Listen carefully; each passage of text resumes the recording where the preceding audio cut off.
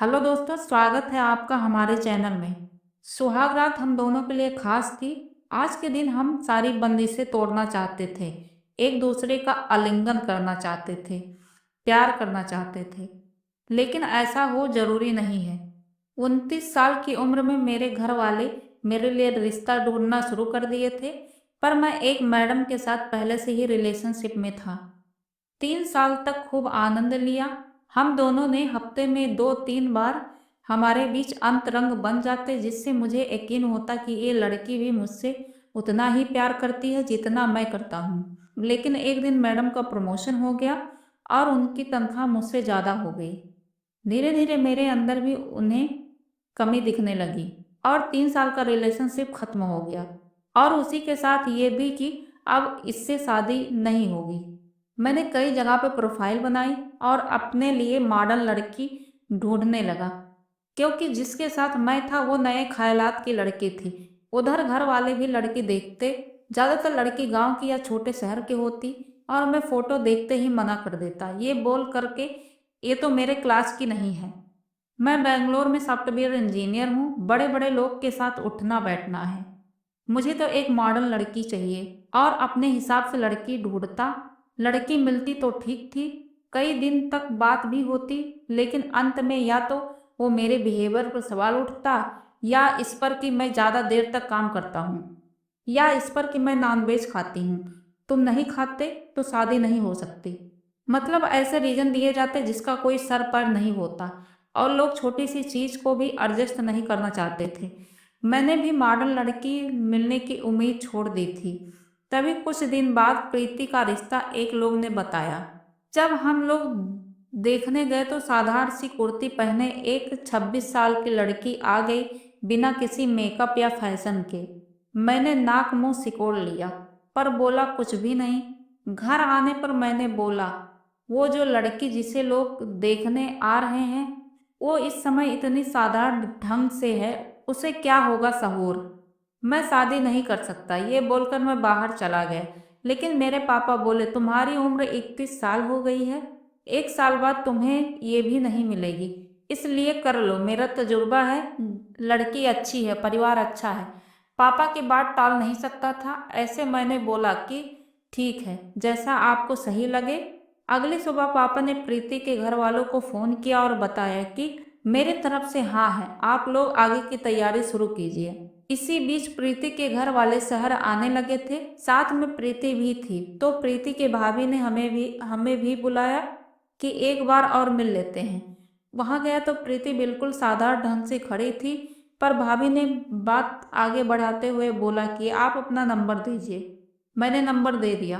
3-4 दिन बाद प्रीति की भाभी का फोन आया और मुझे प्रीति का नंबर देती हैं और बोलती हैं, जब सही लगे तो फोन कीजिएगा। मैंने उसी रात प्रीति से बोल दिया कि देखो, मैं एक अच्छी सोसाइटी में रहता हूँ, इतने साधारण ढंग से मेरे साथ ज़्यादा दिन नहीं चल पाएगा। इतने में प्रीति ने बस ये जवाब दिया कि मैं कोशिश करूँगी। धीरे धीरे बात बढ़ने लगी और हम एक दूसरे के पसंद नापसंद को जानना शुरू कर दिए। आगे भविष्य में क्या करना है ये सब भी। अब प्रीति मुझे ठीक लगने लगी थी, लेकिन अभी भी मन में एक टीस थी, वो गांव की है। इस बार फिर मिलने का मन हुआ। प्रीति आई और इस बार वो थोड़ा मेकअप की थी, कपड़े टाइट पहनी थी मेरे लिए। मुझे एफर्ट साफ दिख रहा था। पहले जहाँ शहरी लड़की हर बात अपनी मनवाना चाहती थी, पहली बार किसी लड़की ने मेरी बात मान के अपने आप को बदलने की कोशिश की। उस दिन मुझे प्रीति अच्छी लगने लगी और धीरे धीरे हमारी बात गंदी बात होने लगी, पर वो बार बार शर्मा जाती। जैसे जैसे शादी की डेट नज़दीक आ रही थी, हम दोनों के अंदर की आग बढ़ती जा रही थी। हमारी शादी हुई, सब अच्छे से हुआ, और अब बारी थी सुहाग रात की। हम दोनों बिस्तर पर बैठे हैं, थोड़ी देर बात होती है, लेटते हैं। प्रीति मेरा हाथ अपने हाथ से पकड़ती है, हम दोनों एक दूसरे के चुंबन में खो जाते हैं। बस इसके बाद क्या हुआ मुझे कुछ नहीं पता। मैं सुबह 7 बजे उठता हूँ, देखता हूँ तो मेरी सुहागरात वाले कमरे में पूरा घर बैठा था। प्रीति का हाथ मेरे सर पर था, तो लगातार मेरे सर को सहलाए जा रही थी। मुझे थोड़ा भी पता नहीं कि क्या हुआ। जब होश आया तो लोग डॉक्टर के यहाँ जाने की बात कर रहे थे, गाड़ी बुलाई गई थी। तभी मेरे दोस्त ने बोला कि रात में तुझे अचानक मिर्गी का दौरा पड़ गया था। मुझे कुछ याद नहीं। तुझे कुछ याद नहीं? मैंने बोला, हाँ मुझे कुछ याद नहीं। उसने बोला कि प्रीति सारी रात तुम्हारे सर को तो कभी पैर को सहलाती रही, तुरंत तुम्हारी माँ को बताया, और जब तक तुम्हें होश नहीं आया तब तक तुम्हारे सिरहाने बैठी रही। मुझे ये सब सुन के अपने लिए बहुत बुरा लग रहा था। मुझे कैसे अचानक ये हो गया, लेकिन उससे ज़्यादा प्रीति के लिए लग रहा था कि हमारी पहली रात हो ऐसी बीती जिसके लिए हम दोनों ने इतनी तैयारी की थी। फिर डॉक्टर के यहाँ गया तो पता चला कि अधिक स्ट्रेस लेने और खान पान ठीक ना होने की वजह से मेरे दिमाग की एक नस सूख रही है, जिसे दवा करके ठीक किया जा सकता है। घर आकर मैंने ये बात सबको बताई, पर प्रीति से नज़र नहीं मिला पा रहा था। फिर ये सोच के कि ये क्या सोचेगी, इसे लगेगा कि हमने कोई बीमारी छिपा के शादी की है। लेकिन प्रीति ने भी इस बार इसका जिक्र नहीं किया। उल्टा जब मेरे पास पास होती तो मजाक करती और माहौल को हल्का करने की कोशिश करती। बहुत हिम्मत के बाद मैंने बोला कि तुम ऐसा मत सोचो कि मैंने कोई बीमारी छिपा के शादी की है। उसने तुरंत मुझे सीने से लगाया और बोला, हाय राम, कैसी बात कर रहे हैं?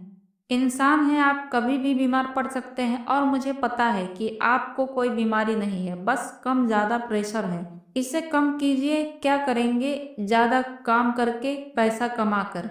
उस दिन मुझे ये अनुभव हुआ कि मैं 31 साल का हूँ, ये 26 साल की है, पर तजुर्बा और जिंदगी मुझसे ज़्यादा आगे है। और फिर मैंने ये सोच लिया, क्या उस रात मेरी जगह अगर उसके साथ हुआ होता तो क्या मेरा व्यवहार ऐसा होता? क्या मैं रात भर इसके सर पर हाथ रखता? जवाब था नहीं, क्योंकि पहले मुझे ये था कि ये तो गांव की लड़की है और मेरा इसका स्टैंडर्ड क्या है। फिर मैंने सोचा, जिन लड़कियों को मैंने ऑनलाइन ढूंढा है या जिसके साथ मैंने जिंदगी में 3 साल बिताए हैं, क्या वो कभी ऐसे ऐसे करती? जवाब था नहीं, कभी ना करती। उस दिन मुझे लगा कि भगवान आपके लिए सबसे अच्छा लाइफ पार्टनर चुन के भेजता है और ऐसी स्थिति खड़ा करता है कि ना चाहते हुए भी आपको उससे प्यार हो जाए। इसके साथ एक हफ्ते बाद हम हनीमून पर गए और वो सब किया जिसका प्लानिंग शादी से पहले चलती थी। लेकिन इस बार मैंने उसे पूरे मन से स्वीकार किया था और उसने भी मुझे पूरे मन से।